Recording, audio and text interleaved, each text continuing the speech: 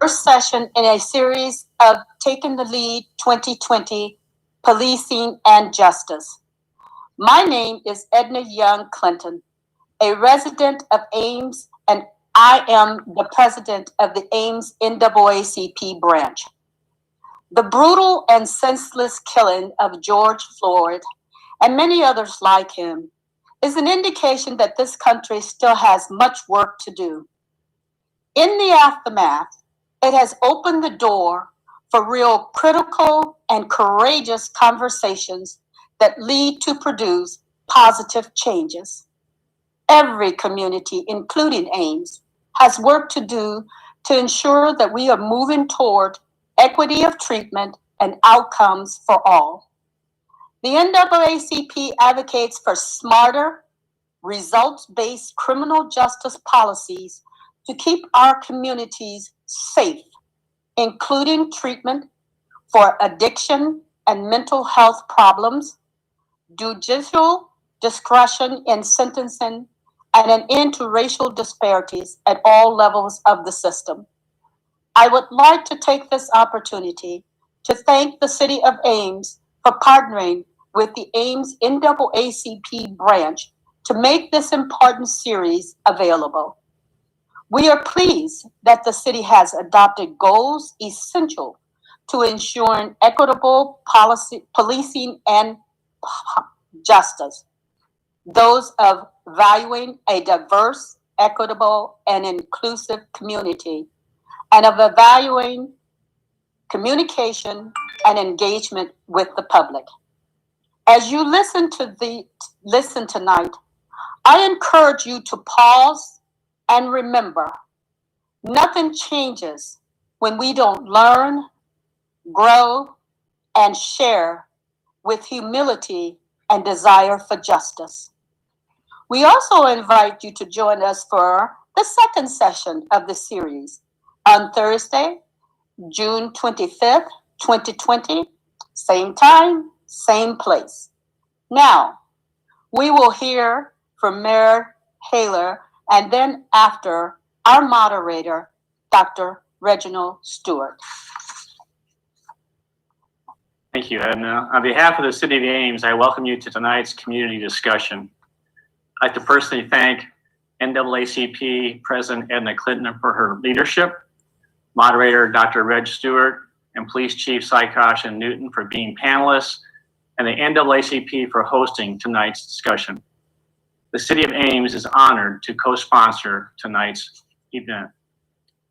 The Ames City Council and I as mayor are grieved by not only what has transpired the past few weeks nationally with respect to multiple killings of Black men and women, but also the discrimination and injustice the Black community has experienced for decades. This past January, the Ames City Council adopted biennial goals that include addressing issues related to diversity and inclusion and continuing to improve and making Ames welcoming and an equitable place for all people to call home. In order to accomplish that objective, open, frank, and informative conversations like this one tonight are necessary. We as community leaders, as well as the community at large, must become better educated on the specific issues on which we need to focus. Ames is not perfect. We as individuals are not perfect. It starts with each one of us.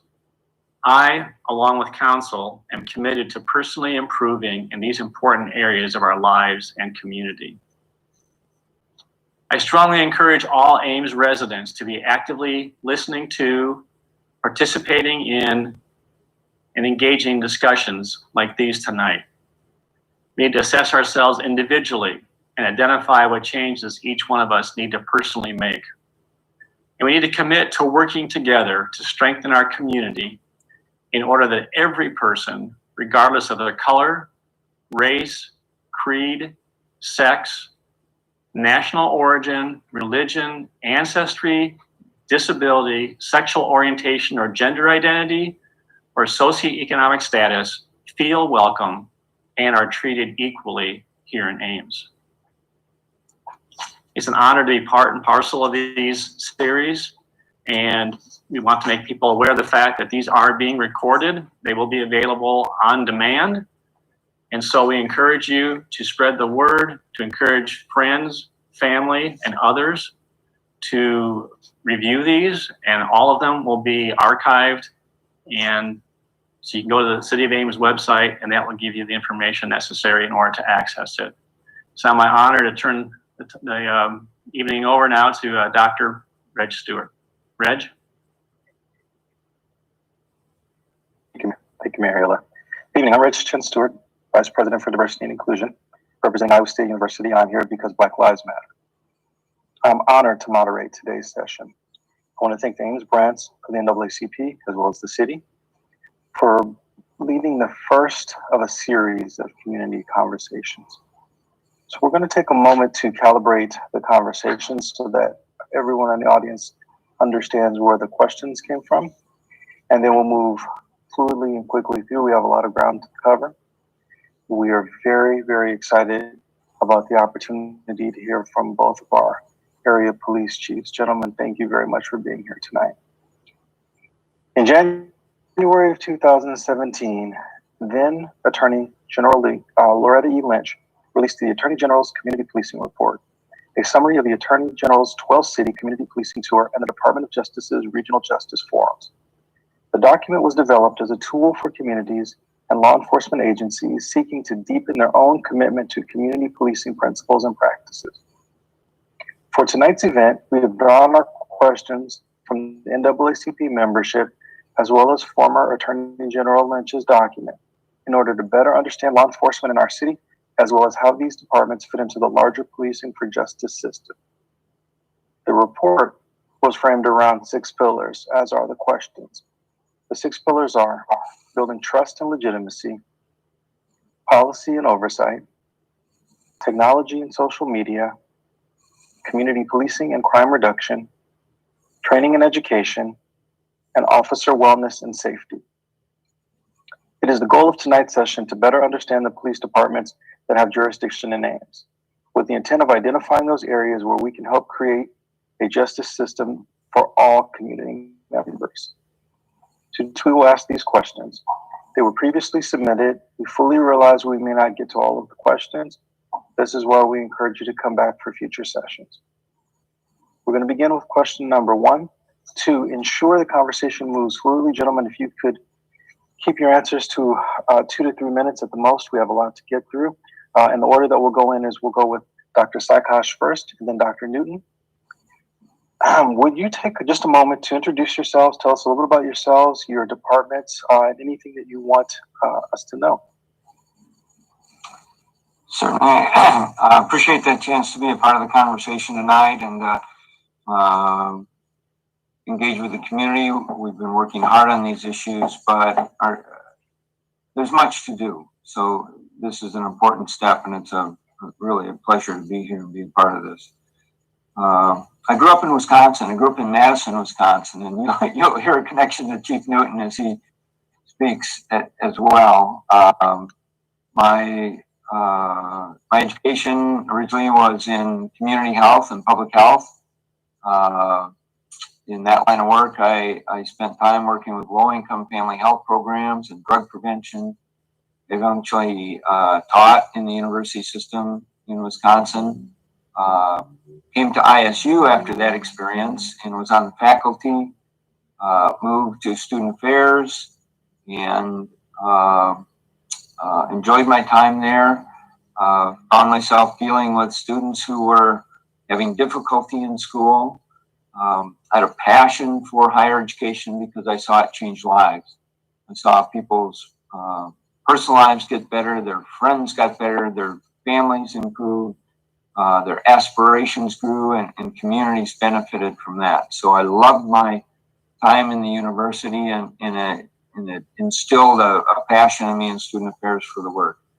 As part of that work, I ended up working frequently with police agencies, and found they were on the front lines of dealing with some of the very difficult issues in society, the mental illness, the addiction, the violence we impose on one another, and became interested in working closer to the front line with the police officers and the police agencies. I worked for Iowa State University Police for several years, eventually had a chance to move over to the city, and have been police chief in the city of Ames since 2007. Thank you. Thank you, Dr. Stewart. So yeah, I'm Michael Newton. I'm the Associate Vice President for Public Safety and Chief of Police here at Iowa State. I thank you for inviting us. This is an important conversation, and it's important. We want to be part of the community. We want to strive for change here. Give you a little bit of my background. Born and raised in Michigan, Muskegon, Michigan. Grew up. Spent most of my time there. Lived in the Midwest. I actually, while in high school, became an emergency medical technician. Was a manager of an amusement park and water park, actually, and then became a firefighter, which kind of got me into the public safety realm and interested in public safety. Finished my associate's degree at a small college in Wisconsin, and then had the chance to be hired actually by the University of Wisconsin-Madison Police Department. So a little connection to Chief Sykosh there and his time in Madison.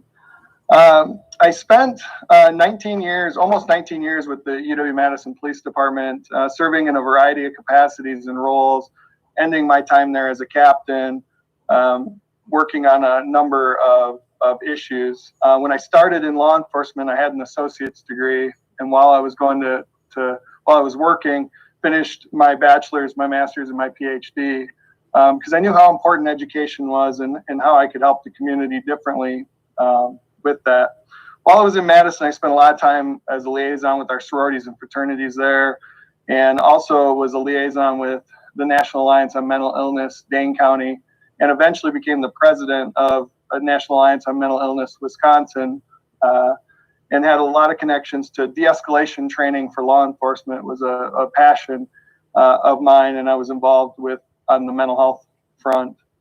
In 2017, I had the opportunity to come here to Iowa State University, which it excited me. This is a diverse community and things that you can do here, and I knew that Iowa State was going to be a good fit for me and my family as we kind of move forward. So the police department here really, in my role, somebody asked me, what does it mean to be a Department of Public Safety? Part of the reason we're a Department of Public Safety is because we don't just have a police department, we have a parking division and an Office of Risk Management as well that report to me. And then we also have responsibility for the Story County Sexual Assault Response Team. I have a full-time mental health advocate on staff here, and also a director of emergency planning and accreditation. So the department looks at things from a holistic perspective and more towards the reason we're a Department of Public Safety with a police department as part of our responsibilities and duties. Thank you. Yeah, Thank you. Thank you. So let's build the question bank, and you'll be able to have an opportunity to talk more about the inner workings of each one of your agencies, some of the composition, maybe along the conversation, if you could talk about the demographic composition, maybe the number of officers you have. Keep those things sort of in the back of your mind as we move through. Question number 1 says, as it relates to building trust and legitimacy, what actions does your department take to ensure transparency and demonstrate accountability to our community? So again, this is in relationship to transparency and accountability to the community. Well, I'd be remiss if I didn't give some credit to the NAACP. We have NAACP members who have sat on our promotion and our specialty assignment selection boards. They join community members in helping us evaluate our candidates for those positions. We've done various forums with the NAACP in the past, with titles and content focusing on knowing your rights in the criminal justice system, and how traffic stops work and how to be safe on a traffic stop. And so let me begin by expressing my appreciation for the members of the NAACP for stepping in and coming inside the department and helping us do the work that we do every day and getting a glimpse of the organization. I'll run down a list of things that we do and touch on them briefly, since time is precious tonight. But we do a Citizen Police Academy twice a year, and it's a deeper dive into our organization and how it works. We have 4 Safe Neighborhoods Team mentors, community members who bring a diverse experience and often a multicultural background to our outreach and problem-solving efforts in the community. They spend time with our Safe Neighborhoods team and our officers, and they spend time on the street relating to people and teaching us things. We do a lot of outreach and information sharing, and many of you have seen some of the lighthearted things we do. We do these in cooperation with the university. They're great partners in that outreach activity. Our goal may look shallow, but in reality, we're trying to create opportunities so we can connect with our community, answer those questions, make people feel more comfortable around police officers, strike up that conversation about things that have been on their mind. And so we interact with thousands of people through the course of the year. National Night Out, handing out donuts, going to neighborhood meetings, going to community block parties, shoehorning ourselves in as speakers and presenters wherever we can. It's an important part of what we believe in and what we try to do. We have standing committees, things like the Opioid Task Force, Mental Health Task Force, Juvenile Justice Committee, and others, where we have a regular presence and a regular part of the conversation. We do an annual citizen satisfaction survey. We spent quite a bit of time over the last couple of years working with community groups on an immigrant ID program and relating to our immigrant community and friends of our immigrant community who are feeling less safe and at times threatened. I want to, slow down here and mention just a couple things before I turn it over to Chief Newton. You know, we also take great pains to try to include students because they're a really important and diverse part of our community. And we involve students as interns, we involve students as employees, and many of the people we hire as full-time employees come from the ranks of our part-time workers and the ranks of students who have come to this community to learn and be a part of making it better. So we reach out in a variety of ways and try to engage the community in the course of doing our work. Thank you, Chief. If we wanted to access this information, for example, is there an annual report? Is there a website where someone could do some independent research in terms of the transparency? How would they access this aside from the one-on-one interactions with yourself or some of the deputy chiefs? How would people access this sort of repository of information that you have? Sure, yeah, great question. So we try to put information out on our website and make it available. And so there are frequently asked questions, there are presentations, there are topics. Our daily log of contacts with the community is published automatically every day. It is publicly available on our website for everyone to view. Would also point you to the city's annual budget document. We report a great deal of information back to the city council. The money we spend, the activities we engage in. There's a narrative component to this. There's a quantitative component to it.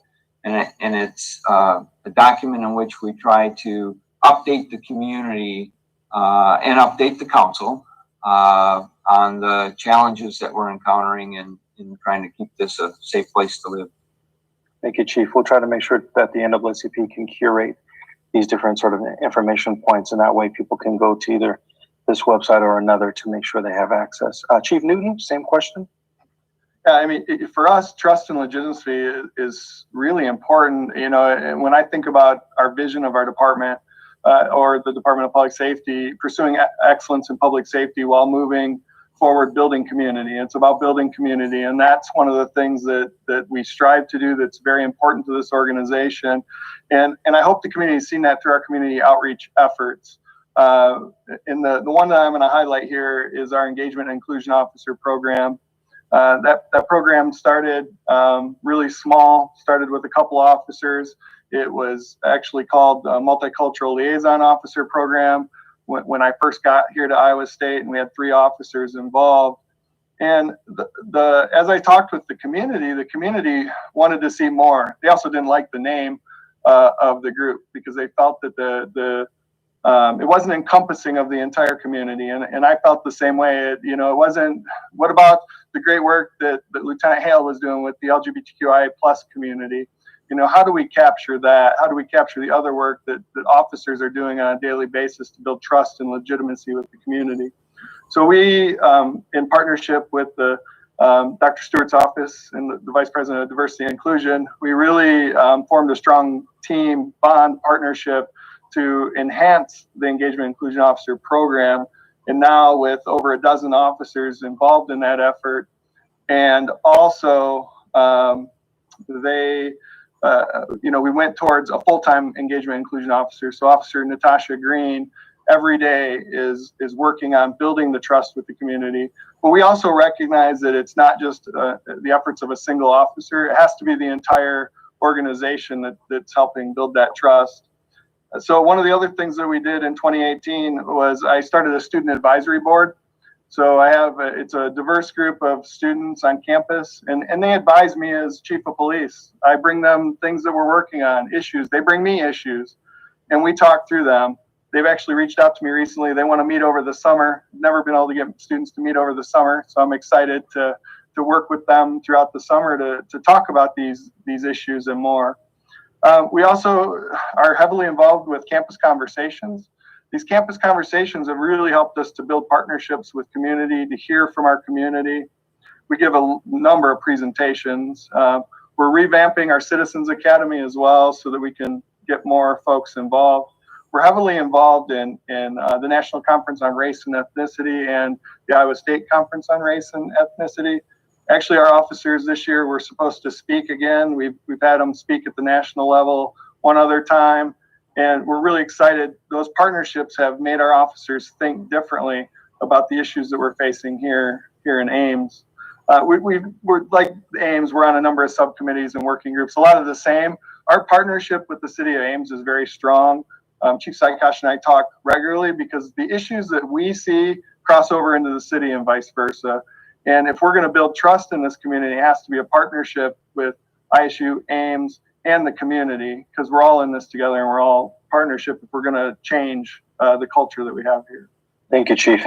I want to build on this trust conversation because these next 2 questions really get to the undercurrent of sort of the national sentiment about how people are viewing law enforcement. And this is important for the community to hear you speak upon. The question is, what are the mechanisms for citizens to report incidents of police misconduct and use of force?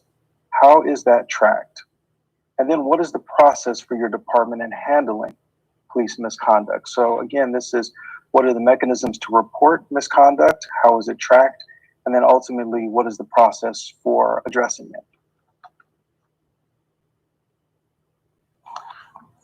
Yeah, so misconduct is a serious issue in law enforcement, and we're open to community members calling in. They can call, they can email, they can. Sometimes we get anonymous information on our staff, and so as soon as we get that, no matter where the complaint comes from or how it comes to us, we investigate that information, and that's important for the community to know. Because I know some people, our are literally scared of the police and aren't willing to come forward. And we need to make it easy for people to come forward to tell us and give us feedback.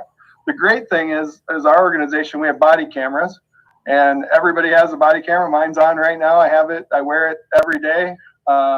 And we can go back and we can review those incidents when people call. So that's one of the things that we do, is go back and review what is the community member telling us and what is the issue. And if it's substantiated, then we would follow our policies and protocols on a disciplinary front, which if people want to see those, we follow the Iowa State University disciplinary policies and practices, and those are out there for anyone to see in our policy library. We also, use of force is a significant one, and officers have to report anytime they use force above compliant handcuffing. They're required to report that, and the supervisor has to review that incident. Whether somebody complains or not, we're going to review that. And I can tell you, in 2019, we had 9 use of forces above compliant handcuffing. So in 2020, we've had 2. So we don't see a lot of use of force. Really, for us, verbal de-escalation and our presence alone generally is enough for to handle the situation. Thank you. Chief? So our response and our complaint protocol is very similar. And in fact, it's so similar that I'm not going to repeat some of what Chief Newton has said. We document every complaint. Every typical complaint will be investigated by a supervisor, reviewed by a commander and the chief, and our disposition may be, if there's a factual concern, we may have a problem with the officer. We may find a problem with their training.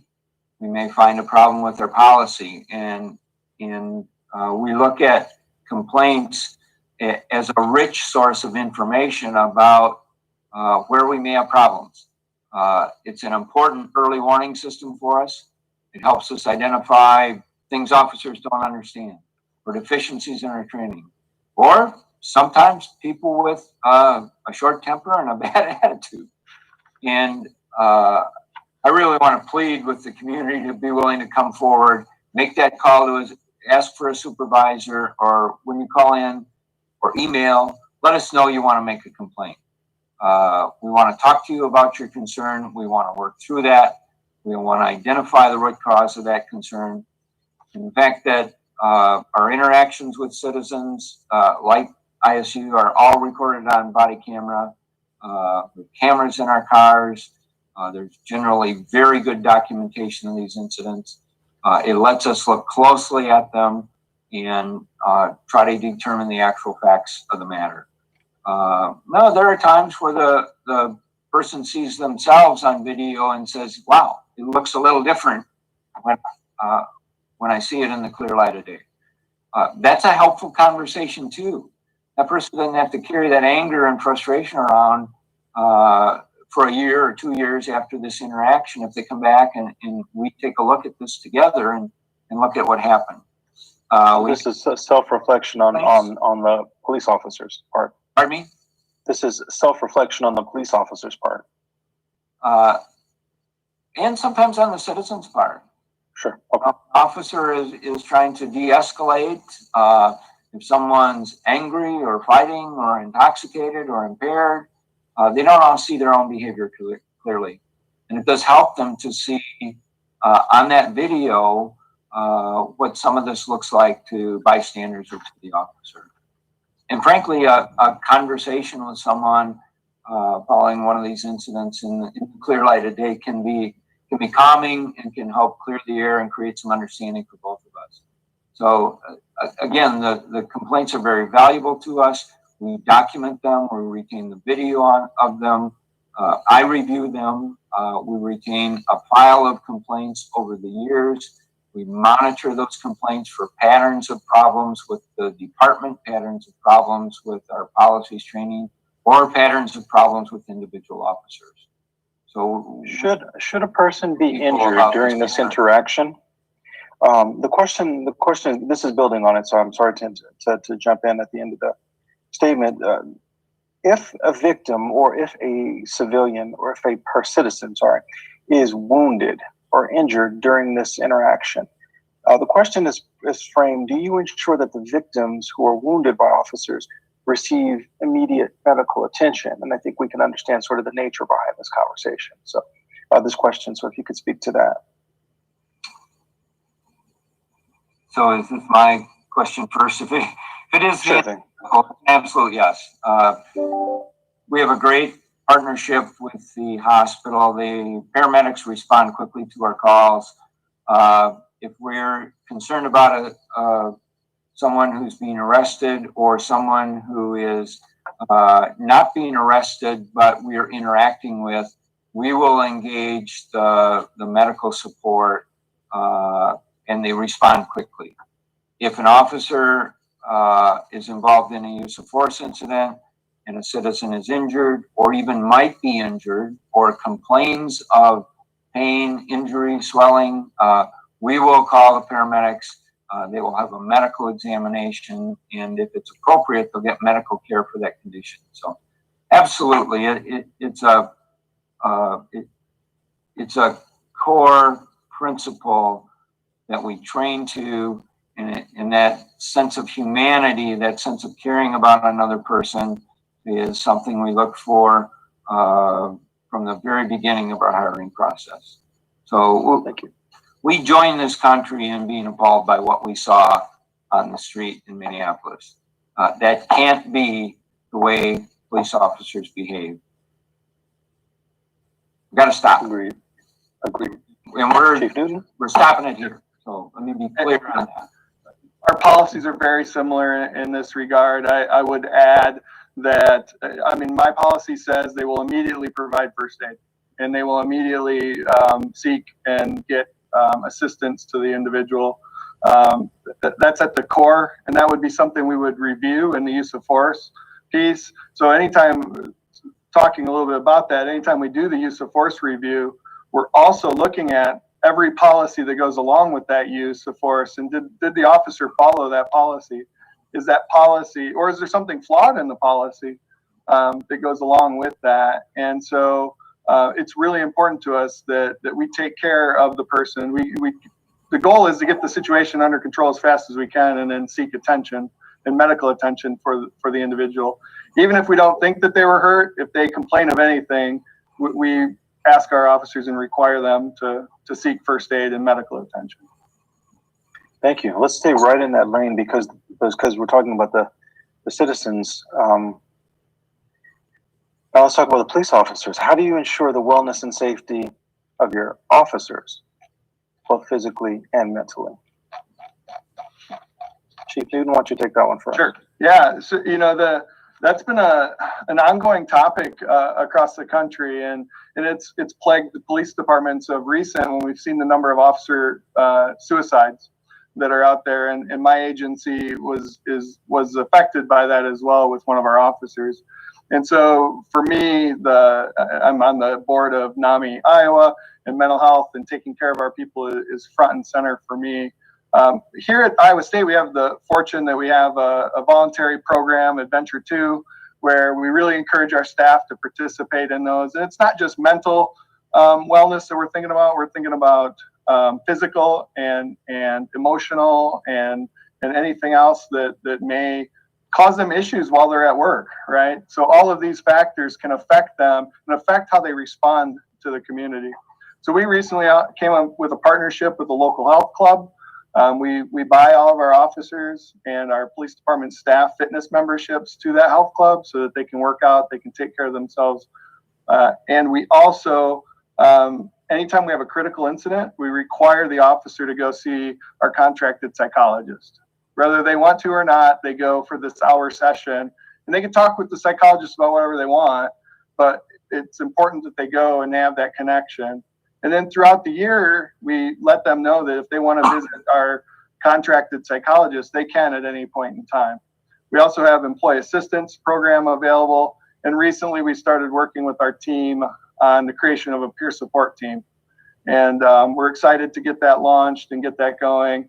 And when we had our officer suicide, Ames was gracious enough to loan us their peer support team that came in and assisted some of our staff. Thank you. So this is an important question because none of us want to have a tired, burned out, cranky police officer show up when we're having maybe the worst day of our life, right? We want somebody who has some compassion left. We want someone who cares about people. And those are the kinds of people I think both of our agencies are trying to hire. In fact, sometimes we're competing for the same person because we think they're the right person to hire. So I think we try to put ourselves in the citizen's position and think about the people we're hiring and whether they bring the compassion and caring to that call that we all want to see. Once we get them hired, we really do have to protect that. This is a challenging profession. We deal with a great deal of conflict. We deal with some animosity. We deal with some heartbreaking things. Some things that absolutely our employees need to be talking to the psychologist and to their family or to their faith support and working through some of what they have to see on the job. And I think over the last 5 to 10 years, we've become much more sensitized to how important the mental health of our employees is in the course of providing good service to the community. We do most of the same things. In fact, I think all of the same things that Chief Newton has required. I'm going to pull out 2 other comments, though. Like ISU, we have a mental health advocate, and there are times where she turns her attention inside the organization. Just because we need that advocacy, we need that support, we need that assessment, we need that person to lean on.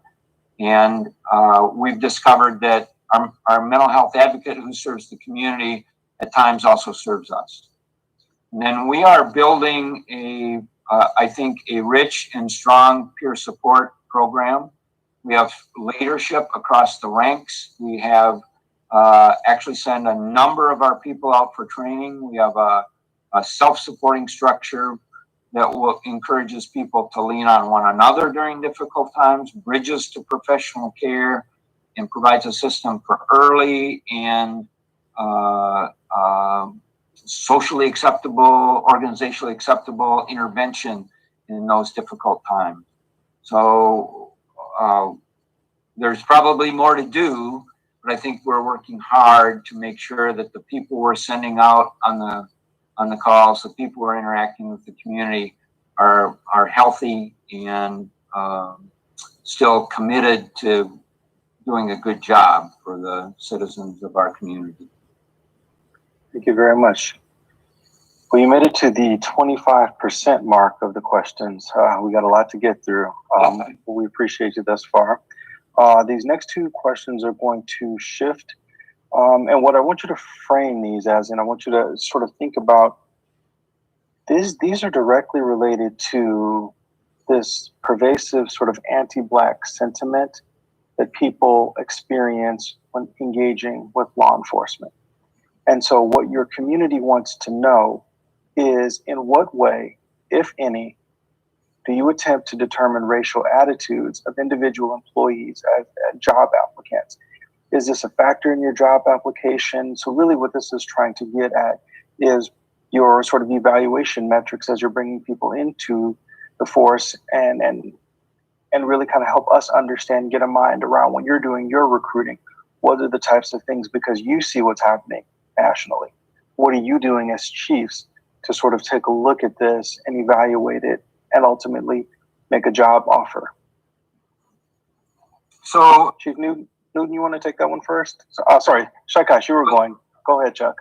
I'm passionate about this issue of trying to find and hire the right people and making certain that our potential employees are coming in for the right reasons and they're they're bringing a sense of compassion and caring to the job, and that they're not bringing bias, extremism, prejudice, certainly not hate with them. We have to be vigilant about that. So let me talk in some specifics. We advertise and recruit in ways that we hope will bring us a diverse pool of applicants. We always need help in that. We need all of you to help us look for good police officers and bring them into the office so that we can convince them this is important work. They will face interview questions about diversity, about their experience with people who are different than themselves. They'll experience questions about their attitudes towards other people, their attitudes towards people who they may not even know yet. So we will start with our interview questions to try to find out what attitudes people bring to this job. For candidates who pass the interview stage, or I should actually say the first interview stage, and make it to our potential hiring list, we do a much deeper dive on those issues. And I'll just kind of tick them off quickly because of time constraints, but we do a background examination that involves interviews of friends, family, acquaintances, roommates, high school friends, teachers, coaches, family friends. We dredge through their social media, and we will exclude candidates who show us evidence of bias or extremism or other forms of prejudice and hate. They will not proceed in our hiring process. We delve further into these issues during a psychological testing sequence and a psychological interview, where we not only ask the standard questions about their psychological fitness for duty, but we also try to evaluate their psychological fitness to be effective in Ames and relate to the wide variety of cultures and people that pass through this community. We verify what we think we've heard with a polygraph exam. They're hooked up to a lie detector, and most of those examinations take about 2 hours. And so the idea that they can lie or misrepresent or withhold information is challenged by that polygraph test. At the beginning of that process and the end of that process, they meet with me. And part of my interaction with them is directed at a clear set of expectations for how they will function in the community. So by the time they accept their job offer and we agree on a start date, we have looked for bias, we have excluded candidates who might be involved in it, and they've heard our organizational commitment to the style of policing we're committed to building bridges, and we make it clear that prejudice has no place in our organization. Now, having said that, we're not done. I want to tell you we have an extensive training program. We're deeply involved in implicit bias training and drawing out those things that we don't even know about ourselves and exploring those and the implications for the work that we do. So it starts before they're hired, and it doesn't stop. We continue to do this work. We continue to train on this issue to understand it better and to look inside ourselves and understand how things we don't even know about ourselves or each other can affect the way that we do our job. Thank you very much. Chief Newton? Yeah, I mean, our hiring processes are very similar because there's standards within the state, and we need to follow those standards. One of the things, recruitment has been a big piece for me in how do we get a diverse workforce? How do we get other people of other backgrounds that more represent the community of a whole? And so we've looked at different recruiting mechanisms. In the near future, I will have a full-time person that one of their jobs is on the recruiting front, that will be looking at how do we get more people in from different backgrounds. But our process starts actually a little bit differently. We bring people in for a day of testing. Then we do a session where I get the chance to tell them about our department, about what we expect, about our vision, our goals, about the principles of the Iowa State community. And I get the chance to see them interacting with each other as candidates. And how do they treat one another? And how do they interact with the police department team that's there, with our HR team that's there?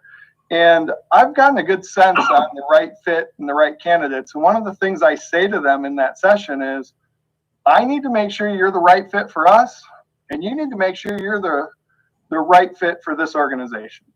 So we may not fit together because of our values and our goals. And if you don't represent the values, goals, and the core competencies that we're looking for, then you should leave now. Because we want people that really hold by our core principles and core values here at Iowa State.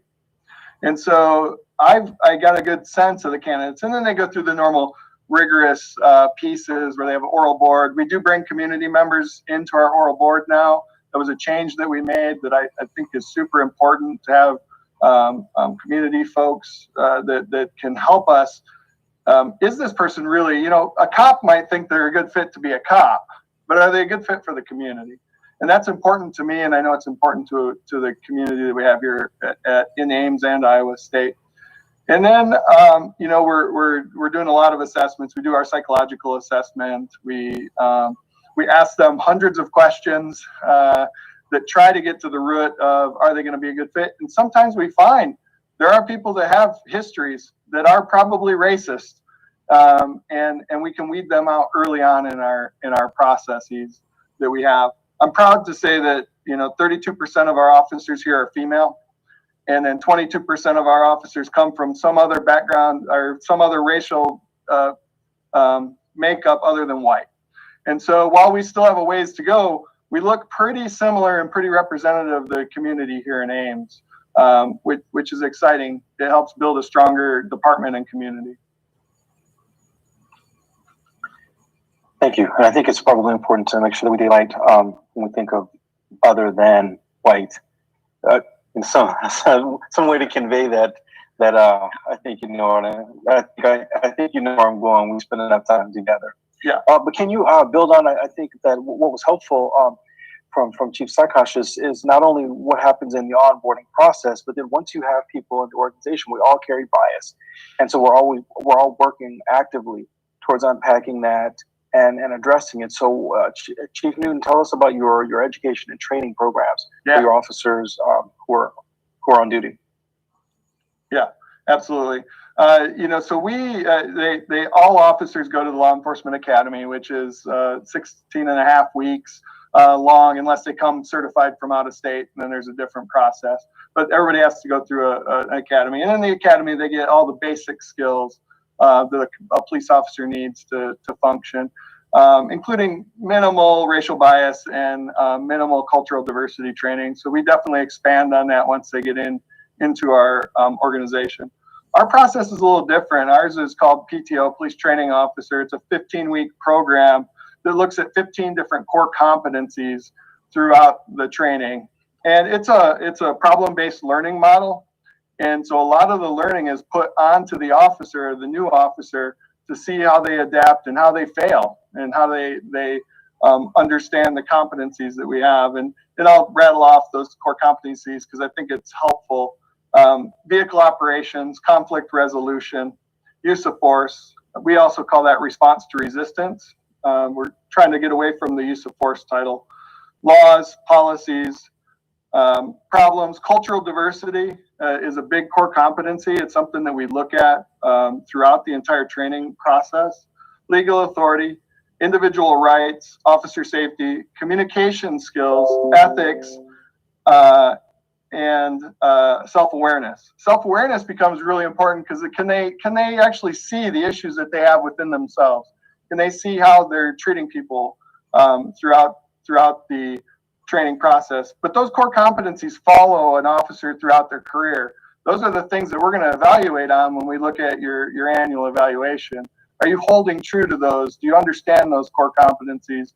And and that helps us understand them and what other trainings that we need as an organization. And the training doesn't stop there. We have quarterly trainings for all of our officers. We do racial bias or racial intelligence training. We try to do that at least on an annual basis. We've recently done a whole series of training in that area. And we're going to continue and build upon the work that we've already done. Thank you. You had mentioned that you had recently added a citizen component to sort of the evaluation process. If people wanted to participate in that or could be considered for that, would they just contact your office directly? How would they participate in that? Yeah, so if they reach out to me or they reach out to any of my command staff, we would definitely be interested in getting them set up with our next set of oral boards. Perfect. Thank you. So we're going to give you a question that's a little bit different. And this question is, how are you using technology and social media to assess local community needs? What type of monitoring are you engaged in? And then also, how do you ensure privacy when doing this? So this is a social media and technology question. So I guess I'll jump in on that, although I do feel like we left some things on the table with training. Training is a critically important ongoing area for our officers. And we do training very similar to what Chief Newton has described. We actually have one of our supervisors has gone through a certification process on implicit bias, fair and impartial policing training. And so we're spending some additional training time on unpacking that issue, and it's led to some interesting conversations. Tell you one of the things we're working on with our communication staff is trying to figure out how to effectively intervene in bias by proxy, where people call us with a suspicious person call or a suspicious event call, and without offending the caller, we want to work through those callers' perceptions of what leads them to call the police. We want to try to understand that better and reach an objective conclusion as much as we can about whether the caller is passing their bias along to us and potentially triggering an unwarranted contact between law enforcement and somebody in the minority community, or whether there's truly a suspicious event or a characteristic that we should, drive by and take a look at. And it's been I think, a very productive and conversation with our communication staff and our supervisors, and it's caused us to reflect on ourselves, and it's caused us to do some uncomfortable reflection on our community. So our training springs back out into our interaction with the community. So one of the things I want to say as part of our training is that it doesn't stop in the classroom. It doesn't stop at the 2-hour mark when it's over. And in fact, our community members have done tremendous training with our officers on the street. They've taught us about racial bias. They've taught us about cultural differences. They've taught us about immigration. They've taught us about fear. And they've taught us about mental health conditions. And they teach us about compassion. And so we need to have people who are continually willing to step up and have these conversations with us. We spend a lot of time in informal settings, in parks, and in visiting bars and restaurants and in events. And these conversations with the community are educational for us, and I hope they're helpful for the community. But I really fear that the tension around these times will make people take a step back. And instead, I'm asking the people of Ames to step forward and engage our officers in conversation, engage Chief Newton's officers in conversation. They're outstanding people. They're here to protect you. They want to talk to you about their work. And so I really encourage people to take advantage of those opportunities and don't step back from these times. We need you more than that. Let me ask you a real quick question. Since you took us down this path, there is a lot of national conversation on imposing some sort of penalty on people that make these sort of bias by proxy type of calls. And this is not on your list. This wasn't your prescribed questions, but just your thoughts related to, the proliferation of people who call police on people doing things like, being in the park or barbecuing, et cetera. And just from your perspective, since you all have to respond to those calls, the conversation about having some sort of harsher or harsh penalty for that, do you think that would reduce, eliminate, mitigate, at least make people think twice before they made these phone calls? Just maybe if you could speak on that. Well, you'll find most of our officers don't start with a penalty mindset. We start with an engagement mindset. We start with a conversation and an education mindset. And so I believe that's where our hearts and minds should be, with engagement on these issues. Now, malicious, perpetual, resistant, hate-filled attempts to harass other people, that's another matter. But as a community, we have to continue to look at ourselves and learn and grow. And so I think that's the first step. And then people will find that occasionally happening when they call us. It's not always very comfortable for us or for them, but we're heading down that path, and people are having that experience. And I continue to believe this is a good community where people will learn and grow and think about those things, and we will be better for having had those conversations.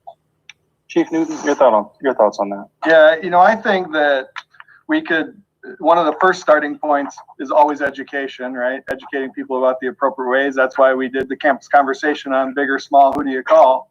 Trying to get that out there of having that dialogue about these interactions. But for me, it also starts with training our dispatchers to screen for that, to really be looking at, why is this person calling? What is the motivation of the person calling?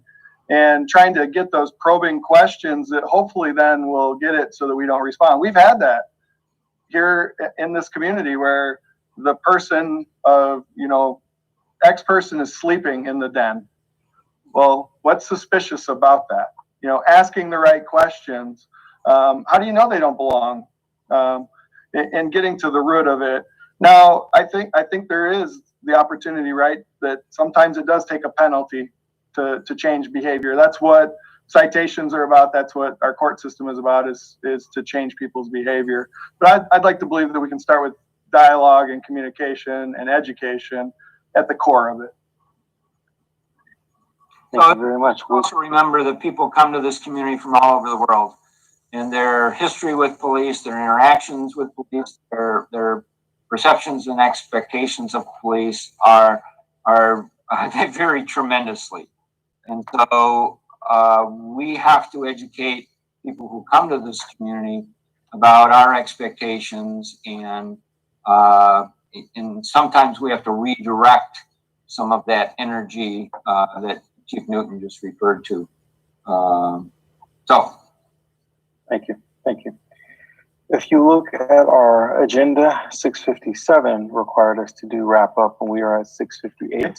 There are a lot of questions left, and I think it is evident this is why this has to be an ongoing series.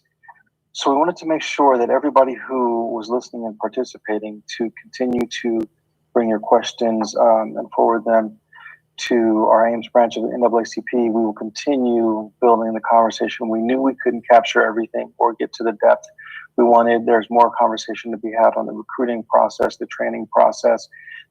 We can spend hours on this. And so, Chiefs, thank you very much for your time. We would like to invite the community to join us again June 25th at 6 p.m. will be our next conversation, and we will continue to build on this conversation. Everyone, be safe, have a good evening, and we will see you in just a couple of short days. Thank you.